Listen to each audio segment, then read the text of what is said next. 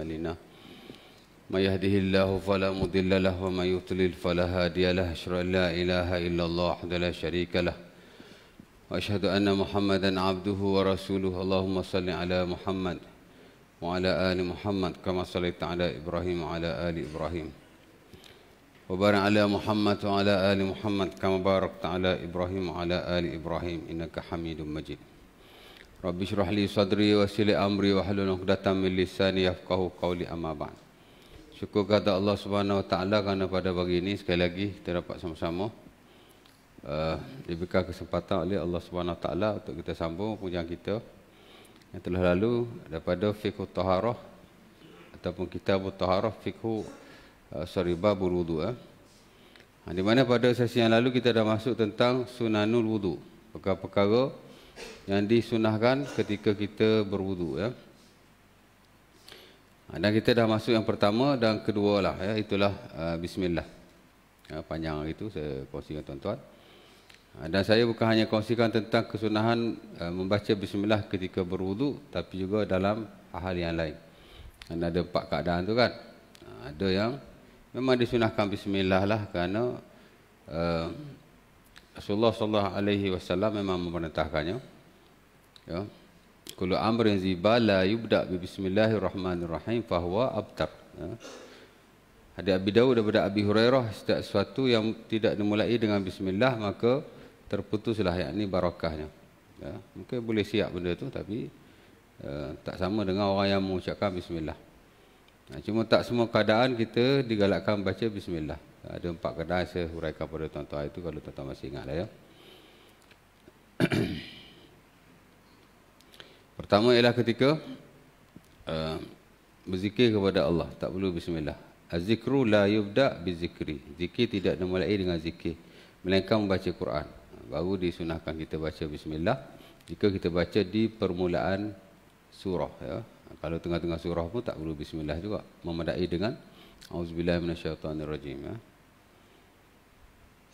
Jadi tak perlu bismillah, la ilaha illallah tak perlulah ya.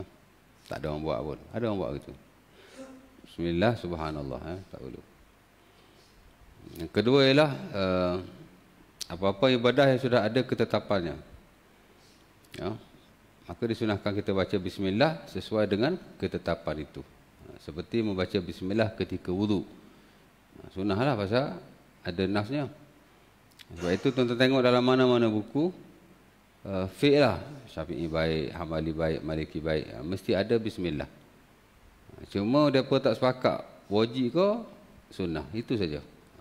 Persyaratannya tetap ada ya, bismillah tetap ada lah, cuma wajib ke sunnah. Majoriti mensunahkan sahaja dan segelintir mewajibkan. Maksudnya kalau tak baca bismillah berdosa ya. Mungkin sah wuduk tapi berdosa. Saya dah baca hadis tu ya. Ada Abi Daud daripada Abi Hurairah yang mana kata Nabi la salata illa Nabi kata miftahul jannah as-salah wa miftahus salah at-tuhur ya. Kunci syurga ialah semayang dan kunci semayang adalah bersuci. Dan Nabi kata after that wala wudu man lam yazkurismullah alaih. Malam yazkuris mallah alaih. Tidak ada wuduk melainkan orang yang membaca bismillah padanya ya. Jadi sebagian melihat macam wajib lah, jadi kata wajib kan. Tapi majoriti kata sunnah saja ya. Baik, itu yang kedua lah macam wuduk. Mandi wajib juga disunahkan bismillah kerana dikiaskan di atas wuduk ya. Mandi wajib in spesifik bismillah tak ada nas. Tapi majoriti tetap masukkan sunnah-sunnah wuduk tu ke atas sunnah-sunnah tayamum. Sebahagianlah daripadanya termasuk bismillah. Kerana tayamum ialah badal kepada wuduk. Dia ganti kepada wuduk. Jadi sebahagian hukum yang diguna pakai dalam wuduk diguna pakai dalam tayamum. Tak semualah, tapi sebahagian daripadanya termasuk membaca bismillah. Ya. Tayamum. Mandi wajib pun sama juga. Mandi wajib mana ada nas Nabi mandi baca bismillah, tak ada. Ya. Tapi dikiaskan juga di atas wudu. Kerana mandi wajib ni walaupun dia tak exactly the same macam wudu, tapi dia wudu ni ada kecil, mandi wajib ada besar. Ya, idza qumtu ila shalah faghsilu wujuhakum wa aydiyakum ila al-marafiq wa arjulakum wamsahu bi ru'usikum wa arjulakum ila al-ka'bain wa in kuntum junuban fatahharu. Jadi Allah Taala suruh wudu, Allah Taala suruh mandi. Ya, jadi mandi pun kira atas wudu. Adapun lain-lain ibadah yang tidak ada ketetapan bismillah tidak disunatkan. Ya. Sembahyang pun tak sunat baca bismillah. Ya. Auzubillah lebih-lebih lagi. Allahu akbar, iftitah, auzubillah, bismillah. That is the best, that is the perfect. Dan tidak ada yang lebih perfect daripada itu. Ya. Tak tahulah aku ada orang kata lebih perfect kan. Pasal itu adalah perbuatan Rasulullah SAW. Baik. Dan satu lagi ialah siapa sifat umur, benda yang macam mana nak translate siapa sifat umur? Benda yang melibatkan kotoran dan juga benda yang macam tak perlulah. Macam kita basuh najis, tak payahlah bismillah. Basuh berak anak, bismillah. Mana ada istinja bismillah? Kita istinja sendiri, kita istinja orang, tak perlu. Basuh tahi atas kapek ke, bismillah. Tak payah. Jangan ingat benda tu ibadah. Saya nak baca juga ustaz. Makruh, bid'ah. Saya tak tahulah. Bila ulama kata la tusannu, tidak disunahkan, maka tak perlulah. Baik, kemudian seperti katanya macam kita nak meludah, macam kita nak buang ingus, itu termasuk dalam safasiful umur. Bahasa Melayu dia terjemahkan sebagai remeh-temeh. Remeh-temeh. Tak tahulah saya. Saya boleh jadi translator sebenarnya. Dan sebagai sahabat saya pun memang ada yang jadi translator. Dia pun dulu nak offer saya buat part time di ITMB, Institut Terjemahan Negara Berhad, jadi translator part timers lah. Tapi saya tak nak kan. Dulu dia punya CEO memang kita orang punya ketua dulu Datuk Seri Dr. Khair Ngagirun. Baik. Jadi bismillah very clear. Kemudian bersiwak ni saya tak payah urailah. Tuan-tuan dah belajar dalam bab siwak dulu. Memang kita digalakkan bersiwak. Ya. Dan nasnya saya telah sebutkan pada tuan-tuan. Okey, yang ketiga basuh tangan. Ini tuan-tuan telah mengamalkannya. Dan memang ada nasnya. Dan saya tak dapatilah khilaf dalam isu ini, di mana sepakat para ulama membasuh tangan adalah sunnah. Kerana hadis-hadis Nabi berwudu memang ada basuh tangan. Ya, kerana Nabi idza tawaddaa istawqafa salasan. Kata Aus dalam Sahih Bukhari, Nabi sallam bila berwudu Nabi membasuh tangannya. Hadis Uthman bin Affan yang saya pernah baca dulu, the most important hadis dalam bab wudu ni, memang Uthman bin Affan dia wudu exactly the same macam wudu Nabi. Dia ada beberapa sahabat yang lain. Abdullah bin Zaid pun sama. Ali bin Abi Talib pun sama. Hatta Ali bin Abi Talib bukan hanya dia berwudu, tapi dia offer ke orang. Mu nak tengok tak aku wudu macam Nabi wudu? Ala atawadda laka wudu'an Nabi. Nak tak aku wudu macam wudu Nabi? Qalu bala. Ya, kami nak tengok. Dia pun wudu macam wudu Rasulullah sallallahu alaihi wasallam. Ya. Boleh aja kita offer benda baik, boleh. Macam Ibnu Mas'ud, dia offer semayang. Ya. Ala usalli bikum salata Rasulillah. Nak tak aku semayang di hadapan kamu seumpama semayang Rasulullah? Tak kata nak, dia pun Allahu akbar. Semayang. Oh tengok dia semayang kan. Ya. Boleh je. Ya tak? Baik. Jadi basuh tangan inilah tangan kita sampai pergelangan. Dan boleh dilebih-lebihkan sedikit di atas prinsip italatul ghurrah. Italatul ghurrah ni ialah bila kita wudu, kita digalakkan melebih-lebihkan. Tapi jangan berlebih-lebihan pula. Sampai siku basuh tak. Tukar basuh tangan ke basuh siku ni. Tangan lebih sikit boleh lah. Ya. Itu pun ulama tak sepakat. Majoriti berpendapat begitu. Walaupun segelintir kata tidak disunahkan. Dia ada isu hadis tu. Orang petikai ni hadis Rasulullah ke tambahan tu ataupun apa nama kata-kata periwayat kata Abu Hurairah. Baik. Jadi berkumur apa tadi? Basuh tangan settle lah. Tak ada isu sebenarnya dalam basuh tangan ni. Okey, yang keempat berkumur istilah Arab disebut Kalau basuh tangan tadi, ghuslul kaffain. Ghuslu basuh al-kaffain ialah kedua tapak tangan. Berkomor istilah Arabnya ialah al-madmadah. Itu juga istilah digunakan dalam buku-buku fiqh. Ya? Al-madmadah. Dan saya dah baca dulu hadis Umran bin Husain, hadis Umran tentang wudu Uthman bin Affan, yang mana dia berwudu exactly the same wudu Rasulullah SAW. Memang Uthman bin Affan memasukkan air ke dalam mulutnya. Lepas dia basuh tangan, fa'akfa'a bi yaminihi ala fa'a bi shimalihi ala yaminihi faghasalahuma salasa marrat. Ya, summa akhadha kaffan min ma' fatamatmadha wastansaqa wastansyara. Ini top hadis. Ya.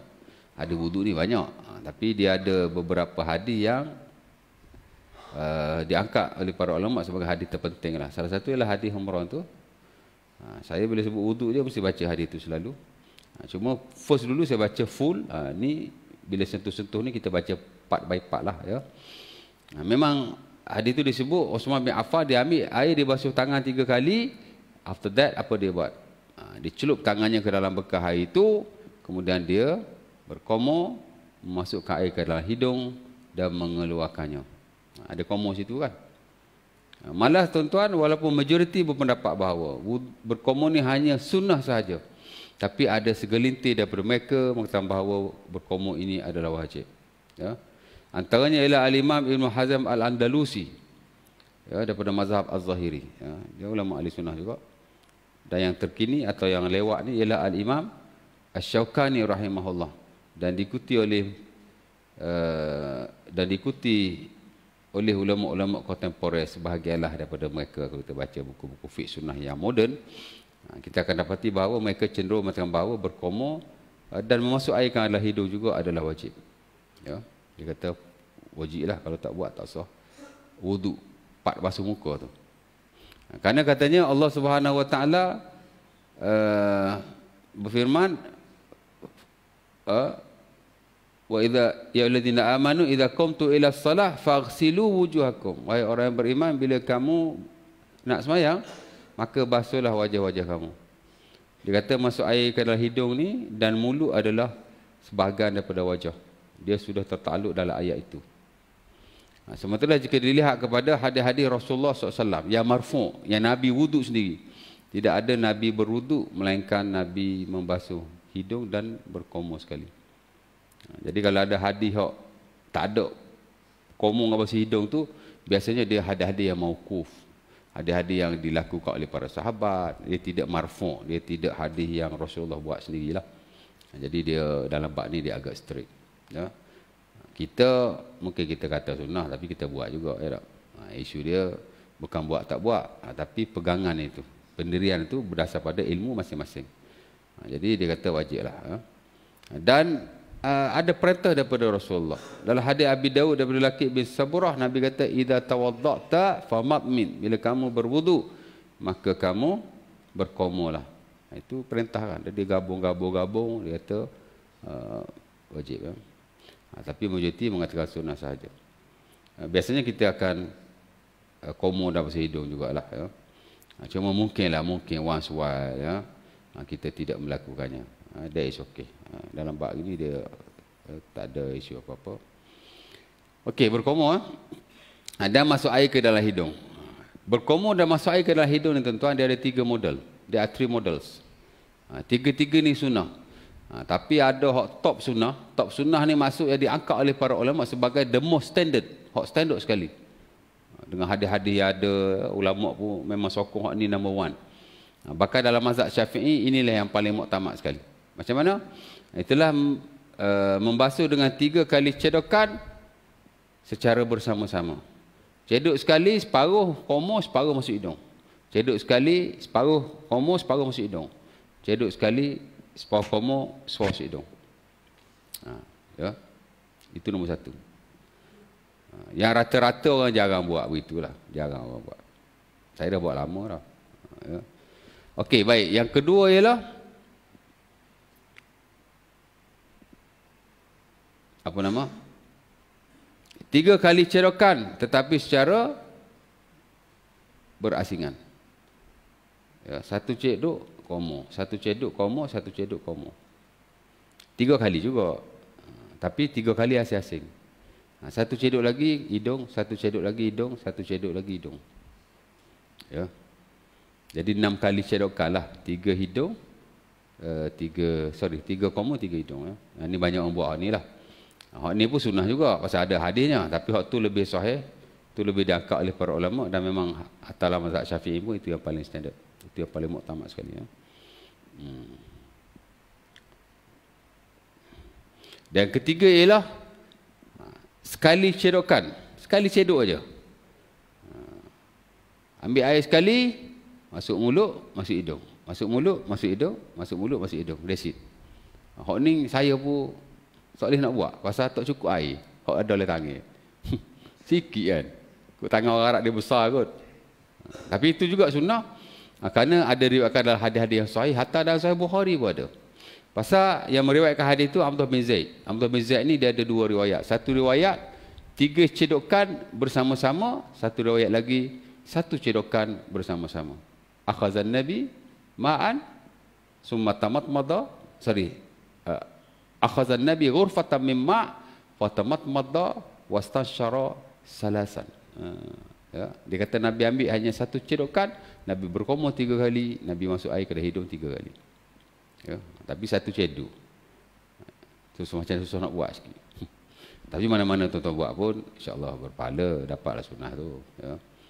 Cuma kita kena tahu hak mana hak paling terbaik sekali, ya. Itu saja, ya. Baik. Kemudian melebihkan air basuhan muka. Ini pun sebenarnya tidak majoriti, segelintir sahaja.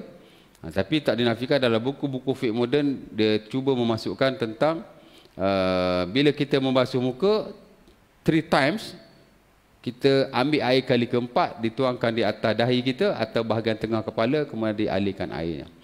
Kerana ada hadisnya, hadis Ali bin Abi Talib yang diriwayatkan oleh Sunan Abi Daud, di mana Rasulullah SAW akhaza kaffan min ma' fa'afara ala nasiyatihi summa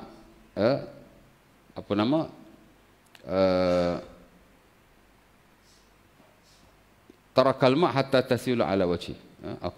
Nabi ambil air lepas dah basuh muka 3 kali tu, Nabi ambil lagi 1 cedokan air, kemudian Nabi tuang di atas ubur-uburnya sehingga air itu mengalir di atas mukanya, ya. Sebab itulah sebagian buku fiqh moden ni dia ada masuk az-ziyadatu ala ghuslil wash, mana lebihkan membasuh muka dengan cara macam tadilah. Ambil air, tuang sikit atas muka biar dia lalu. Adalah yang masuk begitu. Ini pun cara orang buat. Tapi kalau tuan-tuan buat termasuklah sunnah kerana dilakukan oleh Ali bin Abi Talib. Kemudian Ali kata this is the wudu of the prophet. Ini adalah wudu Rasulullah sallallahu alaihi wasallam. Tapi mujtahid tidak mensunahkan kerana dalam banyak hadis itu tidak dilakukan. Itu tidak dilakukan. Jadi okey je, orang belajar lebih dia buat lebih, itu saja. Baik, kemudian yang kelima, 1 2 3 4 5 6 7. Yang ketujuh ialah sapu semua kepala. Ini dalam bab menyapu kepala. Dan di mana saya dah hurai dulu, dalam bab rukun dulu saya dah hurai dah. Di mana basuh kepala pun sama juga, dia ada 4 model sebenarnya. 4 model. Model yang pertama, the best, ialah membasuh keseluruhan kepala, depan ke belakang, belakang ke depan, sekali. One time only. Ya? Kerana hadis-hadis yang sahih daripada Rasulullah SAW memang Nabi membasuh kepala sekali sahaja. Nabi tak basuh 3 kali. Ya? Dan itu pendapat ulama hadis keseluruhannya. Kalau ada pun hanya seorang 2 saja atau segelintir saja yang kata sunnah 3 kali juga. Ya? Jadi hak lain 3 kali tak dinafikan, tapi basuh kepala sekali. Hadis Uthman bin Affan yang saya baca, yang the most important hadis tu pun, hak lain dia buat 3 kali, tapi kepala dia buat sekali je. Samalah dengan hadis Abdullah bin Zaid, hadis-hadis hak top-top pasal hadis ni, sekali. Lepas tu kata Imam Ibn Qayyim dan Zadul Ma'ad, Rasulullah SAW berwuduk dengan sekali basuhan kepala sahaja, dan itu adalah pendapat keseluruhan ahli-ahli hadis, al-muhaddisin al-battah. Mungkin adalah seorang 2. Jadi sekali. Tawadda'a Rasulullah famasaha bi ra'sihi aqbala bi yadayhi, bada'a bi muqaddami ra'sihi summa zahaba bihima ila qafah summa raddahuma ila al-makan alladhi bada'a minhu. Ya. Nabi berwuduk, Nabi basuh kepala atau sapu kepala, bukan basuh, sapu kepala. Nabi ke belakang, kemudian Nabi ke depan balik. Ya. Itu satu model. Yang kedua ialah 3 kali. Basuh ke depan ke belakang, belakang ke depan, tapi 3 kali. Ya. Dan of course lah dengan air basuh yang baru lah. Kali, ambil air lain sekali. Dan itu yang standard dalam mazhab Syafi'i sebenarnya. Ya. Fuqaha Syafi'i lebih memilih yang itulah. Ya. Okey, 2 kan. Yang ketiga ialah dengan membasuh keseluruhan kepala, tapi bukan begitu caranya. Depan ke belakang, belakang ke depan, ia bermula daripada tengah, daripada atas. Basuh tangan, atas ke bawah. Boleh sekali, boleh 3 kali. Tengoklah ulama tu pilih sekali ke ulama 3 kali. Kalau Syafi'i 3 kali lah ya. Tapi cara dia begitu, atas ke bawah, turun. Rambut tak jejah. La yuharriku sya'ra an hayatihi. Ya. Nabi SAW tidak menggerakkan rambut daripada tempatnya. Kalau tadi gerok rambut, ini tak gerok, tak gitu ya. Ya. 2 kan. Tadi ke satu model je lah. Ya, depan belakang, belakang ke depan, sekali atau 3 kali. Yang kedua atas turun bawah, sekali atau 3 kali. Yang ketiga ialah ya, sebut 4 model tadi kan. Menyapu sebahagian daripada kepalanya dan sebahagian daripada tutupan kepalanya.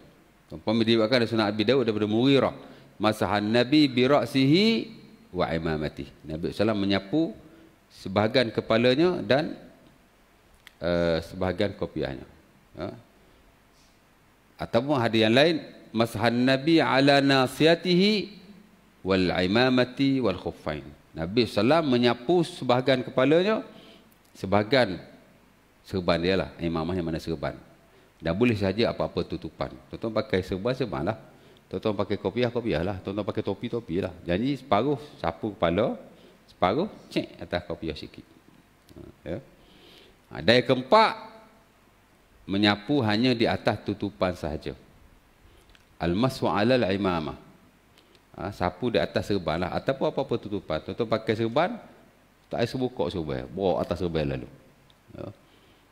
Ataupun tuan-tuan pakai topi, sapu je atas topi tu. Perempuan pakai tudung, sapu je atas tudung tu. Ya. Hatta ada riwayat dalam Musannaf, isteri Nabi Ummu Salamah menyapu hanya di atas tudungnya. Masaha ala khimariha. Ya. Tapi itu standard dalam mazhab Hambali. Tapi majoriti tidak menerimanya, termasuk dalam mazhab Syafi'i. Menyapu hanya di atas tutupan kepala tidak sah. Mesti disapu juga sebahagian daripada kepalanya. Ya tak? Ya. Jadi isu dalam bab ni, di mana hadis yang Nabi hanya sapu di atas serbannya tu, dia hadis dhaif ke macam mana, macam tu lah. Ya. Jadi ada 4 model lah di situ. Kesemuanya adalah sunnah insya-Allah Ta'ala. Tapi yang the best ialah menyapu keseluruhan kepala, sama ada model nombor 1 atau model nombor 2. Boleh saja menyapu sekali saja. Dan bagi saya, dan saya lihat pendapat para fuqaha secara keseluruhan, itu lebih sunnah lah berbanding membasuhnya 3 kali. Tapi tuan-tuan buat nak stay, saya nak 3 kali juga ustaz, tak apalah. Saya most of all memang saya sapu kepala hanya sekali saja. Once a while saya sapu 3 kali. Dan saya buat secara bersilih ganti, seumpama diriwayatkan dalam hadis-hadis Rasulullah SAW. Ya.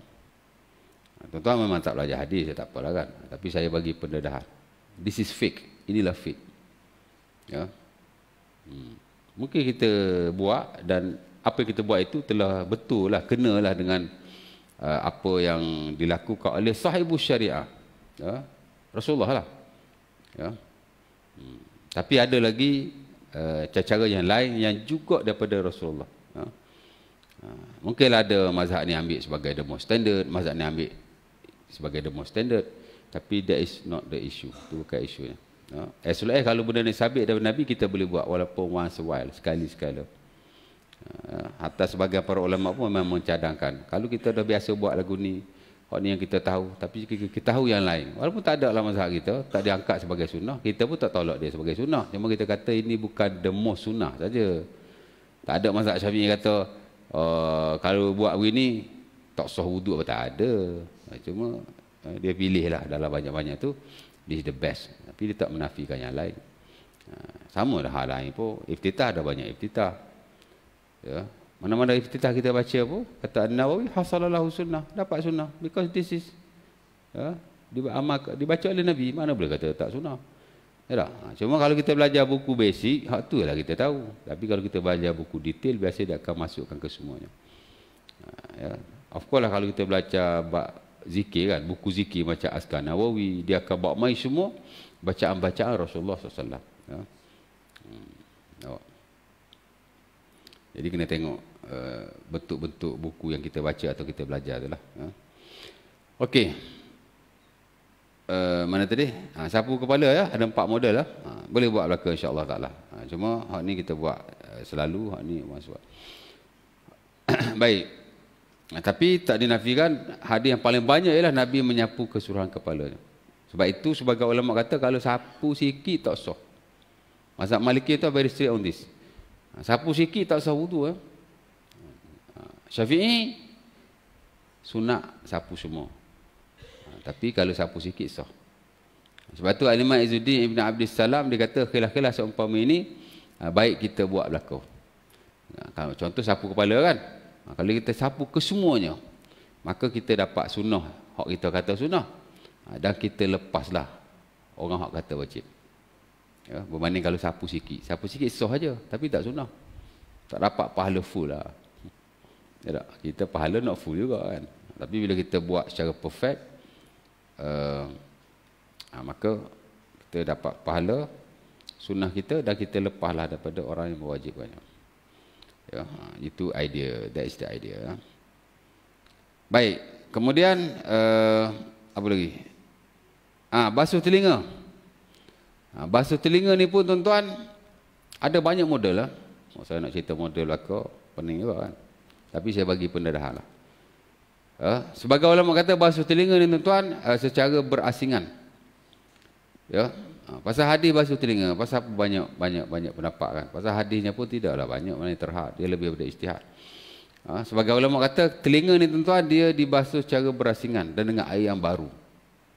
Ya, adalah hujah tertentu, huraiah tertentu, dan itu yang standard dalam mazhab Syafi'i dan sebagian ulama yang lain. Ya.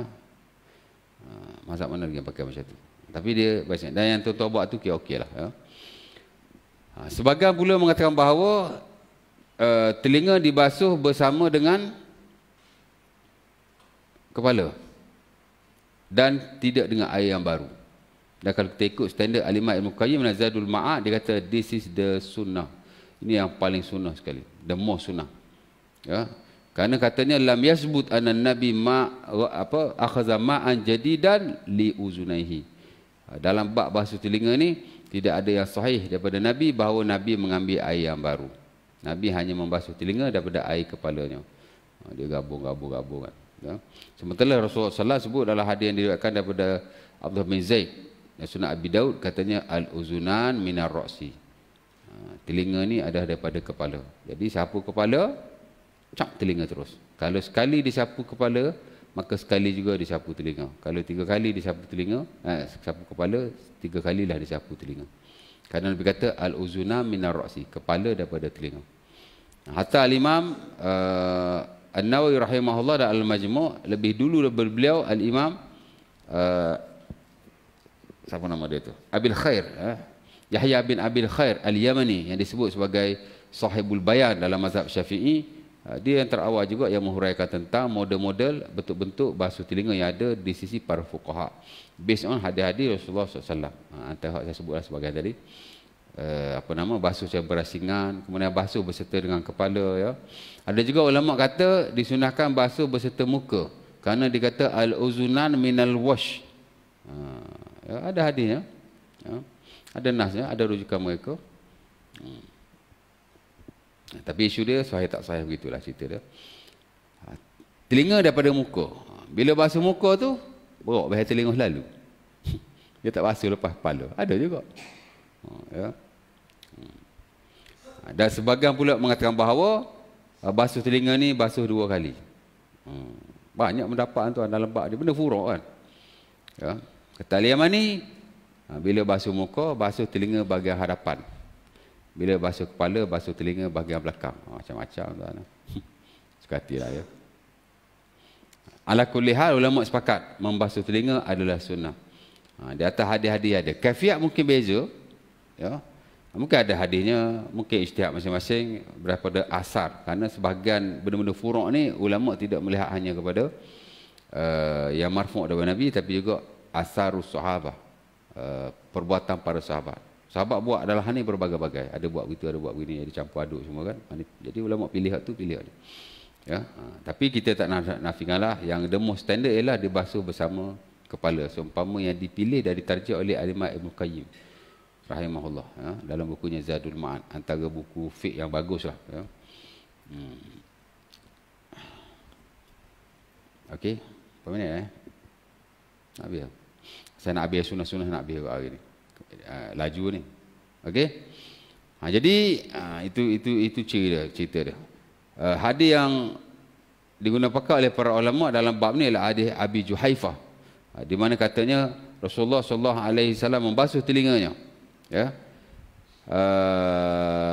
Masah Rasulullah sallallahu alaihi wasallam ala uzunaihi. Nabi tak basuh telinga. Telinga ni bukan basuh ya, tapi sapu.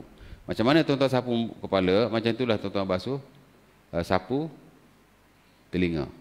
Hatta standard dalam mazhab Syafi'i bukan basuh telinga, bukan ghuslul uzunain, tapi mashul uzunain, sapu telinga. Mana bukan ambil air ya. Dapat juga sunnah. Macam kita basuh kepala lah. Sunnahnya sapu kepala. Mana sapu? Tangan hanya dibasahkan saja, bukan ambil air. Kalau ambil air tu basuh. Macam kita basuh muka kan, ambil air. Basuh tangan, ambil air. Basuh kepala bukan ambil air, basahkan saja tangan. Mana sapu? Telinga pun sama, basahkan saja tangan, sapu. Ya. Saya ingat basuh belakang, kepala basuh, kamu ambil air. Dah. Kepala dengan telinga ni hanya sapu. Kalau kepala mashul uzunain, kalau kepala mashul ra's, mashul syar, kalau telinga mashul uzunain. Dah hadis pun kata begitu, masahan Nabi ala uzunaihi. Nabi membasuh kedua telinganya. Apa Nabi buat? Nabi memasukkan adkhala sabbabataihi ataupun sabbahataihi fi batin uzunaihi, kata Abu Juhaifah. Nabi memasukkan ni. Ini sepakat ulama ya. Hak depan belakang tadi itu masing-masing lah. Tapi dalam bab basuh ulama sepakat sunnah, dan memasukkan jari ke dalam ni ulama sepakat juga kerana adanya very clear one. Adkhala sabbahataihi fi batin uzunaihi wa ibhamaihi ala zahir uzunaihi. Adapun kedua ibu jari di bahagian luar telinganya. Jadi kalau tuan-tuan basahkan tangan, cucuklah lubang telinga sikit. Hak ni atas. Okey, sekali. Kalau nak 3 kali? 3 kali ya. Bukan gitu. Jari ni masuk dalam. Nak korek telinga ke? Okey tu. Okey, meniga-niga. Dia panggil at-taslis. Ya. Sebagai ulama mengatakan bahawa semua sunat meniga-niga. Asal kita wuduk saja. Dan sebagian kata semua sunnah meniga-niga melainkan membasuh kepala saja. Saya dah hurai tadi. Okey, menggosok-gosok sama juga. Mazhab Maliki antara yang strict dalam bab ni, tuan-tuan kalau tak gosok tak sah wudu ya. Kerana Rasulullah SAW ada riwayat baginda menggosokkan anggota badannya. Sementara purpose gosok ni ialah supaya rata air pada badan. Dan dia kata tak memadai hanya mengalirkan air sahaja. Majoriti kata sekurang-kurang wudu ialah seumpama kata An-Nawawi jarayanul ma'alal adha. Kita alirkan air sahaja kepada badan anggota. Ya tak? Tak gosok pun tak apa. Tapi untuk lebih meyakinkanlah, biasa kita gosok. Dan bila kita gosok, kita lepaslah yang kata wajib gosok dan kita dapat sunnah gosok tu lah. Saya tengok tak ada orang wudu tak gosok. Pum, pum, pum. Gitu je air. Mana ada? Ambil air gosok, ambil air gosok, ambil air gosok. Betul tak? Jadi walaupun kita kata tidak wajib, tapi practically kita buat dan kita tak pernah tinggal benda ni. Betul tak? Kan ada tuan-tuan wudu tak gosok. Simbuh je air kat muka. Mana ada. Ya. Tapi kalau Maliki dia very strict.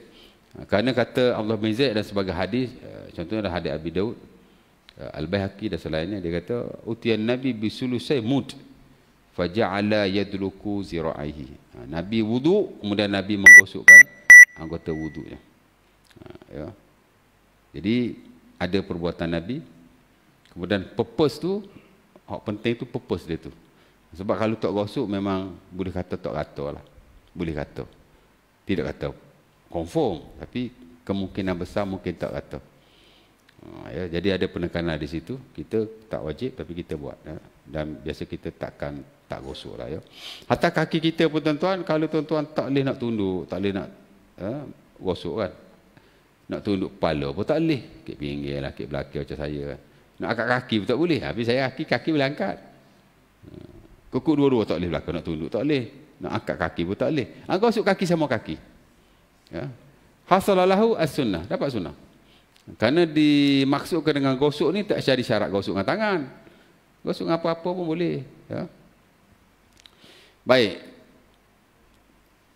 Menyela janggut dan jari. Ni saya dah hurai dulu, dah ada sentuh tak silap saya. Bila tuan-tuan basuh muka, ni janggut ni, kalau ni pih pokawai ni, ni wajib ni. Ni pih kawai ni. Wajib kena kulit ya. Saya dah hurai dulu ni. Ya. Tuan-tuan, apa-apa rambut kalau dia tebal, dia menggantikan kulit. Ni sepakat para ulama. Ya. Kalau tebal, dia ganti kulit. Hak patut basuh dagu, dia jadi wajib basuh janggut. Tapi kalau janggut ni pih gini, hak belah dalai dia kena. Sebab tu bila saya ambil wuduk, saya akan gosok-gosok kan. Nak pergi kena hak belah dalai. Tapi tak payahlah intai, memang tak boleh nampak pun. Gosok je lah kan. Ya. Dan memang Nabi SAW memang menyela-nyela janggutnya. Kerana janggut Nabi ni tidaklah begitu. Biasa saja kan. Jadi, macam kata Anas bin Malik, akhazan Nabi kaffa mimma fa'adkhala fi hanakihi fakhallala bihi lihiyatahu. Ujung tu Nabi kata hakaza amarani rabbi. Sebab tu sebagian ulama kata janggut ni wajib disela. Tebal kau nipis kau wajib disela. Kerana hujung hadis tu Nabi kata hakaza amarani rabbi. Inilah perintah Tuhanku. Dalam bab ibadah ni ada hak straight. Dia betul-betul ikut nas. Nas kata macam tu. Dia tak ada kona-kona. Ya. Contoh dalam bab ni, pasal Nabi kata, hakaza amaradi rabbi, this is ordered by my God. Ini diperintahkan Tuhanku. Perintah wajib lah. Al-aslu fil amri wujub.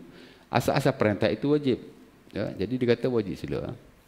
Kita kalau nipih, kena sila. Nipih belakang ni. Mana hak janggut tebal? Semua nipih belakang. Kena bagi atas, bagi kena dalam. Tapi kalau janggut tebal, basuh muka, gitu je. Bagi lalu air je cukup. Jari pun sama tuan. Walaupun jari ni saya ingat boleh kena air walaupun tak sela. Tapi majoriti termasuk yang standard mazhab Syafi'i digalakkan kita menyela jari. Ya. Bila dah basuh tangan tu sambil basuh tu begitu. Ni cara-cara. Begitu juga dengan jari kaki. An-Nawawi mencadangkan kita menyela jari kaki dengan jari kelingking ni lah. Bermula daripada sebelah kanan hingga sebelah kiri. Ya. Ala kulli hal, tak ada hadis pun dalam bab detail lah nak sela begitu. Asal kita sela saja. Nak mula kaki kanan ke, nak mula kaki kiri ke, it is very open. Kita sela saja dapat pahala sela. Okey, tidak bercakap. Ini pun jarang orang buat lah. Tapi kalau bercakap benda perlu, tak ada masalah. Kalau cakap saja dia jadi makruh. Dan tak dapat pahala sunnah. Ya. Kerana Rasulullah SAW, tuan-tuan, bila dia ambil wudu, orang bagi salam. Kata Ibnu Umar, lah sebagian sunan,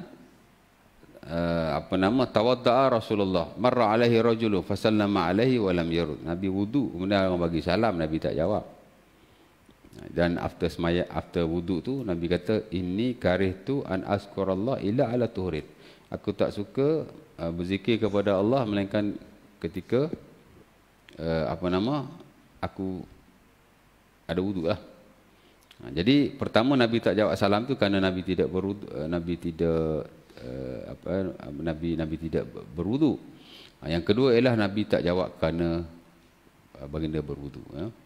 Jadi berwuduk ni zikir pun Nabi tak jawab, apatah lagi kalau sembang kosong. Jadi ulama kiaskan di atas benda itulah. Tapi kalau sembang atau cakap benda penting, saya ingat tidak makruh. Cuma sebaik-baiknya kita fokus kepada wuduk kita saja. Saya ingat jaranglah tengok orang cakap sembang masa wuduk ni. Tapi kalau sembang pun tidak haram. Paling-paling pun makruh. Dan ada sebagai ulama kata tidak makruh juga. Dia hanya khilaful aula. Khilaful aula ni mana tak dapat pahala sunnah lah. Ya. Baik. Kemudian hadap kiblat. Ini kalau wuduk boleh hadap kiblat, tuan-tuan hadap kiblat. Kalau tak boleh hadap kiblat, tak payah nak payah-payah hadap kiblat lah. Ya. Dia kena tengok juga. Pasal tuan-tuan, yang betul-betul disyariatkan menghadap kiblat ni hanya beberapa ibadah saja. Antaranya solat.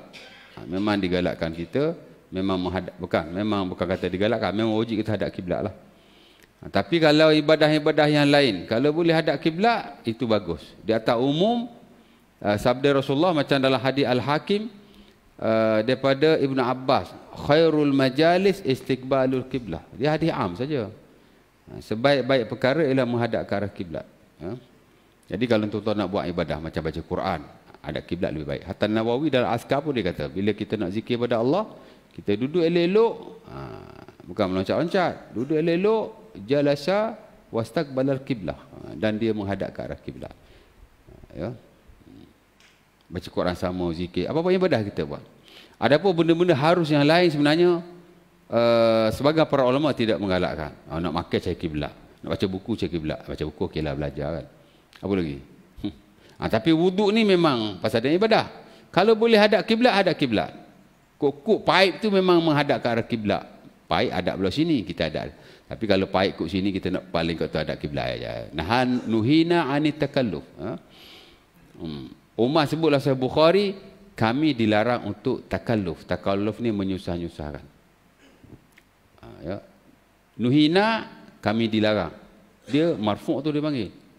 Nabi tu larang tu. Kami dilarang. Siapa yang larang? Nabi lah. Larang daripada apa? Takalluf. Takalluf ni menyusah-nyusahkan. Tak ada hadis in spesifik ya, berwuduk mesti hadap kiblat. No hadis in spesifik. Ulama cuma menggunakan pakai hadis yang am. Dan sebahagian ulama tuan-tuan, termasuk ulama Syafi'i, memasukkan menghadap kiblat ni bukan sunat hak besar. Dia panggil sunat hayat. Wuduk ni dia kata ada sunat dua. Pertama sunat ab'ad. Dia ada ab'ad hayat juga. Tak pernah dengar apa? Tak pernah baca. Ab'ad ni maksudnya sunat yang memang betul-betul sunnah. Ada hadisnya, dan of course lah disepakati oleh para ulama. Satu lagi dia panggil sunat hayat. Sunat hayat ni ialah sunah-sunah yang bukan kecil, tapi dia hanya berdasar pada hadis-hadis yang am. Contohnya macam menghadap kiblat, itu sunah hayat. Boleh hadap kiblat, cubalah. Kalau tak boleh, tak payah susah-susah. Contohnya berwuduk sendiri, itu sunnah hayat. Ya, jangan suruh orang wudukkan kita, melainkan kalau kita sakit. Kalau kita boleh wuduk sendiri, kita wuduk sendiri. Dia kata dapat pahala. Itu dia panggil sunnah hayat. Dan adalah beberapa yang lain. Cerita dia gitulah. Ya. Okey. Cedok air tangan kanan, very clear one. Apa-apa kita buat, lebih baik tangan kanan. Doa selepas wuduk, habis sunat wuduk. Alhamdulillah. Doa selepas wuduk, tuan-tuan dah selalu amalkan. Ada 3 hadis. Tuan-tuan boleh baca secara keseluruhan, dan itu yang diafdalkan oleh sebahagian besar para ulama, termasuk yang standard mazhab Syafi'i.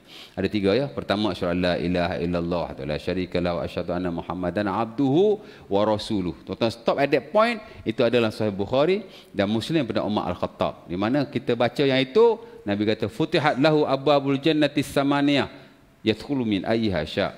Terbuka pintu langit yang 8, pintu syurga yang 8, dia boleh masuk mana-mana pintu yang dia mahu. Mana pahala besar lah. Fadilat dia tu besar. Tuan-tuan boleh juga tambah satu lagi. Subhanakallah bihamdik. Asyhadu la ilaha illa anta wa astaghfiruka wa atubu ilaih. Itu macam zikir kafarah majlis saja. Ayo. Itu hadis yang diriwayatkan oleh Al-Hakim. Daripada Ubay bin Ka'ab, tak silap saya. Di mana ada juga riwayat Nabi membacanya. Dan hadis itu sebut siapa-siapa yang baca begitu akan ditulis pahalanya, kemudian tak dibuka melainkan pada hari kiamat. Kutiba lahu fi riqin summa wudi'a fi taba' lam yuksar ila yaumil qiyamah. Itu hadis dia memang. Dan tuan-tuan boleh juga tambah satu lagi hadis Tirmizi, daripada Anas bin Malik, Allahumma ja'alni minat tawabin wa ja'alni minal mutatahhirin. Ya, ada banyak ada tampal-tampal tu wa ja'alni min ibadikas salihin. Saya tak tahu dia ambil kat mana min ibadikas salihin. Tapi yang kita belajar buku-buku fiqh yang ada, termasuk buku-buku fiqh muktamad lah, buku-buku teks. Ya, tambahan itu tak ada. Dia sampai Allahumma ja'alni minat tawabin wa ja'alni minal mutatahhirin. Dia sampai situ saja. Ya. Saya tak jumpa lagi lah tambahan itu. Kalau ada hadisnya saya akan amalkan. Dan buku fiqh pun tak ada. Saya tak tahu bagi mana. Mungkin tak tahu lah ada buku-buku tertentu. Okey, habis ya. Ada soalan? Kau lapar belakang dah? Any question? Tak ada? Ya. Ya. Okey. Gosok. Gosok kaki sama kaki lah. Kalau tak gosok pun tak apa. Jadi air tu kita yakin rata lah. Syarat wuduk ni tuan-tuan ialah jarayanul ma'alal a'dha. Air mengalir di atas anggota wuduk. Mandi wajib pun sama. Dan majoriti ulama tidak mensyaratkan gosok. Mu'jamul fuqaha la yashtarituna ad-dalak, kata An-Nawawi. Majoriti para ulama tidak menggalakkan gosok. Tidak mensyaratkan gosok. Gosok tidak wajib. Ya, cuma dia sunnah dan dia nak memastikan air sampai. Kalau boleh gosok, sebaik-baiknya gosok. Kalau tak boleh, nak buat macam mana? Tapi make sure air itu bagi sampailah macam mana nak buat. Basuh bahagian depan dulu, pusing kaki, basuh bahagian belakang. That's it. Cuma kena hati-hati bahagian tumit tu lah, bahagian tapak dan tumit tu. Kerana Nabi kata dalam hadis Bukhari daripada Abi Hurairah, wailun lil aqabi minan nar. Ya. Celakalah bagi tumit-tumit, ya, yang tidak terkena api neraka. Tumit ni bahagian bawah kan, termasuk tapak kaki tu juga. Jadi nak kena aware lah, be careful. Sebab takut-takut tak rata. Bila tak gosok ni, bahagian atas mungkin tak ada problem, sebab kita tuang air daripada atas. Bahagian tapak kaki tu, sebab tu saya kaki ni biasanya saya akan sela jari dengan tangan. Adapun bahagian tapak kaki saya akan gosok kaki sesama kaki. Sebab saya kaki tak boleh kat tinggi, tak sapa, terpulang lah. Tapi nak cerita, balik pada yang Haji tanya, gosok tidak wajib. As long as air itu rata, maka tercapailah maksud wuduk itu. Ya, cukup tu. Ada nak tanya lagi? Kira tu ada lagi. Okey.